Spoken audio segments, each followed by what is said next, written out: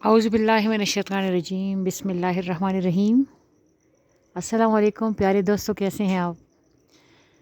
उम्मीद है ठीक होंगे। अल्लाह आपको खुश रखे, सलामत रखे और आबाद रखे और एक दूसरे को दुआओं में याद रखिएगा। चाँद है, मज़ेदार है, खूबसूरत है, खुशशक्ल है, प्यारा है, सूदिंग है, लविंग है और चाँद है।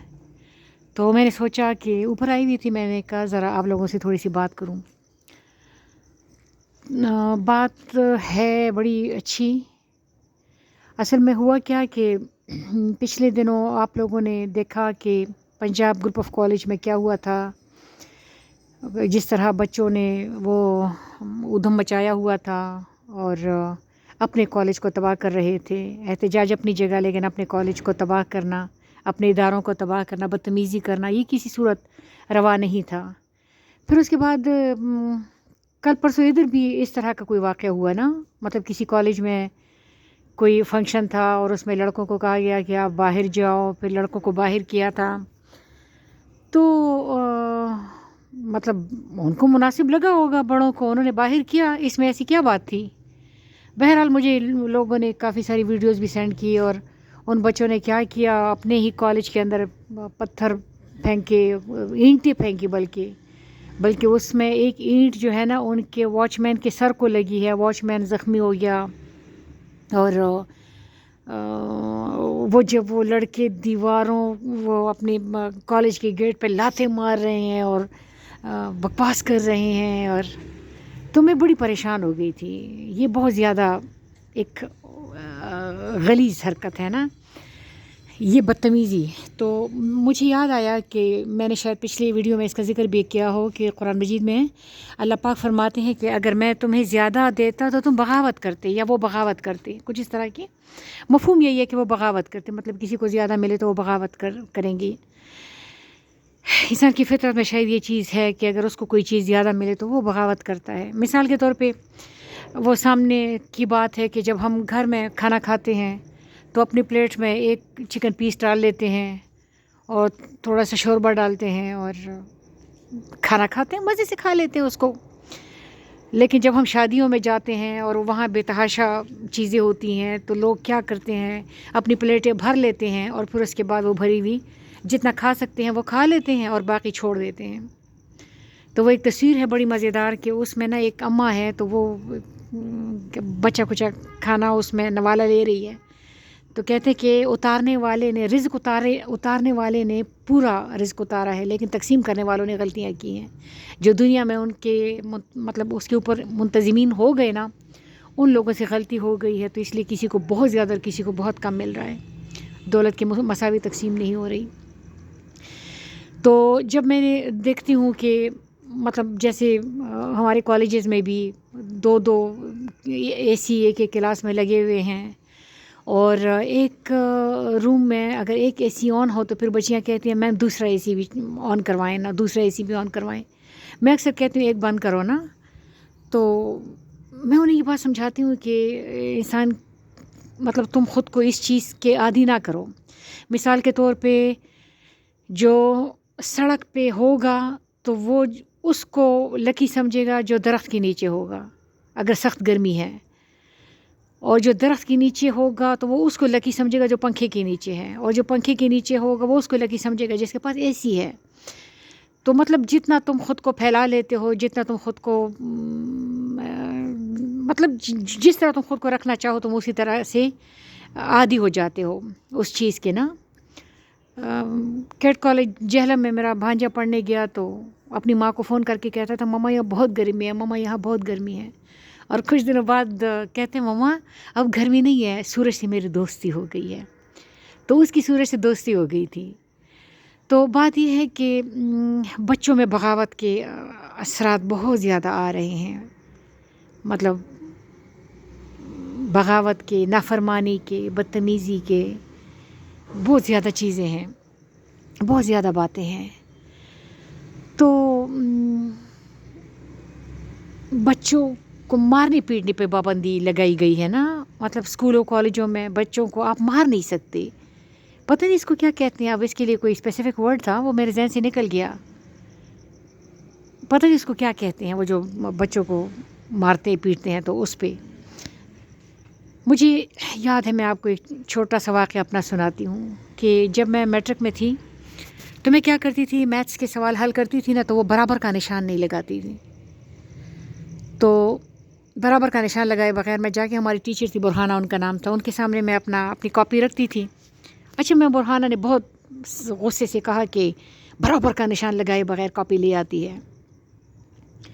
میں اپنی سیٹ پہ آئی نا، اور اگلے سوال میں نے برابر کا نشان ایسے لگایا کہ بال پوائنٹ کو مٹھی میں پکڑ کے نا رگڑ رگڑ کے اپنی کاپی پہ میں نے برابر کا ایسا نشان لگایا کہ 10-15 صفحے پھٹ گئے تھے.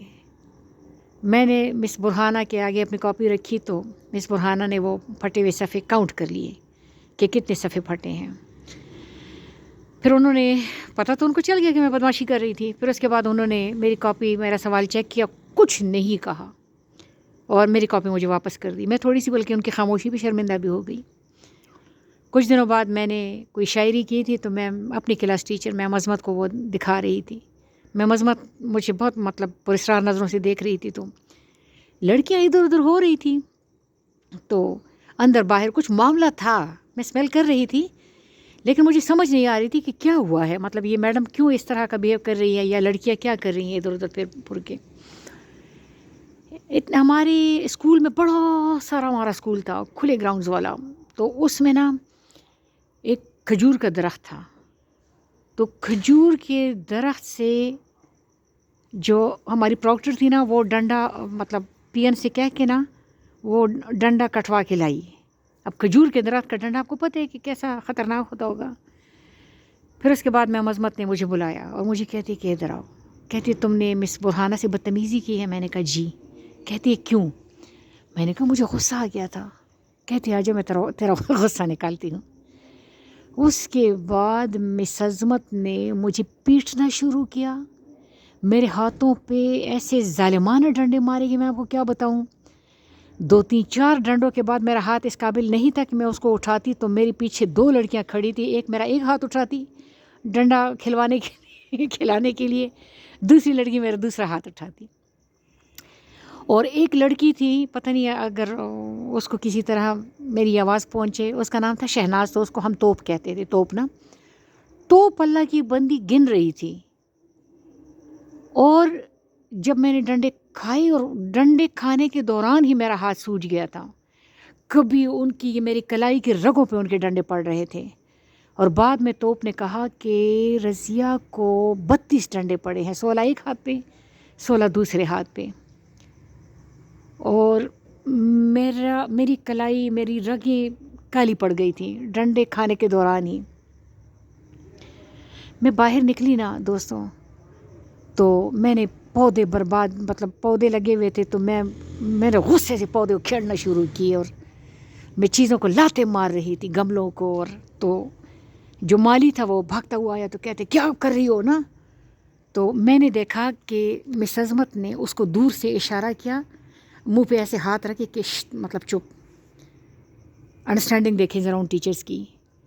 میں نے جو بربادی کرنی تھی تھوڑی بہت، جتنی استطاعت تھی وہ میں نے کر لی. اس کے بعد میں گھر آ گئی، اور گھر میں نے جھوٹ بولا کہ لڑکیاں پکنک پہ جا رہی ہے. تو ہم چونکہ پکنک پہ نہیں جاتے تھے تو اس لیے داجی کی طرف سے اجازت نہیں تھی پکنک پہ جانے کی. تو میں نے گھر میں جھوٹ بولا، پہلی دفعہ شاید اور آخری دفعہ، کہ لڑکیاں پکنک پہ جا رہی ہیں. یرا وہ دن اور آج کا دن، میں نے کبھی ٹیچرز کے ساتھ بدتمیزی کا سوچا بھی نہیں. میری بدمعاشی اتنی ٹھنڈی پڑ گئی ٹیچرز کے حوالے سے. میں ایسی انسان کی بچی بن گئی نا کہ ابھی بھی اسٹاف روم میں جونیئر جو ٹیچرز ہیں میں ان کی بھی عزت کرتی ہوں، میں ٹیچر ذات کی عزت کرتی ہوں. مجھے وہ مارنا اتنا یاد رہا، مجھے وہ مارنا میرے لیے اتنا کارگر ثابت ہوا. تو ہم کیا کرتے ہیں، بچوں کو کچھ کہتے بھی نہیں. بچے اتنے لاڈلے ہو گئے ہیں، آپ انہیں کچھ بھی کہیں تو وہ اپنی ماؤں کو لے آتے ہیں. مائیں آ کے وہ پرنسپل کے آفس میں بیٹھ جاتی ہیں اور شور ڈالتی ہیں اور تماشا کھڑا کرتی ہیں. اور پیرنٹس غلط مس گائیڈ کر رہے ہیں بچوں کو، پیرنٹس غلط کر رہے ہیں. کسی زمانے میں ہمیں کہا جاتا تھا، اور ابھی بھی بچوں کو جب میں مارتی ہوں، میں تو ابھی بھی مارتی ہوں، تو جب میں بچوں کو مارتی ہوں نا تو وہ کہتی ہیں میم اب یہاں پر دوزخ کی آگ حرام ہو گئی نا. تو یہ بچوں کے دماغوں میں، ہمارے دماغوں میں بھی یہ بات ڈالی گئی تھی کہ جہاں جہاں ٹیچر کا ڈنڈا، ٹیچر کا تھپڑ پڑے نا، جہاں جہاں ٹیچر کا ہاتھ مارنے کے دوران لگے تو وہ جگہ دوزخ کے لیے حرام ہو جاتی ہے. اب دوزخ کی آگ اس کو نہیں چھوئے گی. ابھی کتنی پیاری بات تھی، اور یہ کتنی پیاری مطلب ایک کیوٹ سی بات ہے. پتہ نہیں صحیح ہے غلط ہے، لیکن کیوٹ ہے، اچھی ہے، پیاری ہے، مزیدار ہے. تو ٹیچرز کو بھی میں کہتی ہوں کہ اگر آپ بچوں کو بے شک مطلب میری طرف سے تو اجازت ہے مار پیٹ کی، لیکن اس سے پہلے آپ کو بچے کے ساتھ اپنی انڈرسٹینڈنگ ڈیولپ کرنی ہوگی. اس سے پہلے آپ کو بچے کو یہ سمجھانا پڑے گا، یہ بتانا پڑے گا کہ وہ تیرا اپنا ہے، وہ تمہارا اپنا ہے. مطلب آپ ایک دفعہ یہ بھروسہ، یہ بھرم ان کو دے دینا کہ آپ ان کے اپنے ہیں اور وہ آپ کے اپنے ہیں، تو پھر آپ ان کو مارے پیٹے گالیاں دے جو مرضی کریں، بچہ پھر اس کو مطلب ایسا ہی لیتا ہے جیسے اپنے پیرنٹس اس کو مارتے پیٹتے ہیں یا گالیاں دیتے ہیں یا غصہ کرتے ہیں.